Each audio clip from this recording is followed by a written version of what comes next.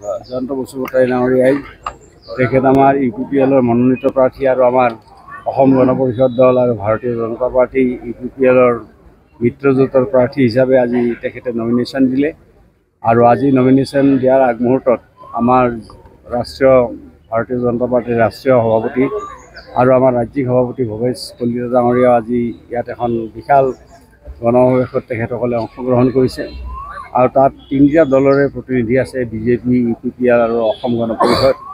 গতিকে এই যিখন বিশাল গণসমাৱেশ ইয়াত দেখা গৈছে যে ৰাইজৰ যথেষ্ট স্বতঃস্ফূৰ্ত সঁহাৰি আমাৰ জয়ন্ত বসুমতাৰীৰ ফালে দেখা গৈছে আৰু ৰাইজে আজি আমাৰ ৰাষ্ট্ৰীয় সভাপতি মাননীয় JP নাড্ডা অহাৰ পিছত ৰাইজক আমি দেখিবলৈ পাইছোঁ ৰাইজ বহুত আনন্দিত হৈছে আৰু উৎসাহিত হৈছে আৰু এইটো ৰাইজৰ যিটো উৎসাহ এই উৎসাহ হিচাপে আমি ভাবোঁ যে আমাৰ প্ৰাৰ্থী আমাৰ মিত্ৰজোঁটৰ প্ৰাৰ্থী UPPL-ৰ আমাৰ জয়ন্ত বসুমতাৰী ডাঙৰীয়া বহুত ভোটৰ ব্যৱধানত ৰাইজে নিৰ্বাচিত কৰিব, এইটো আমি নিশ্চিত হৈছোঁ।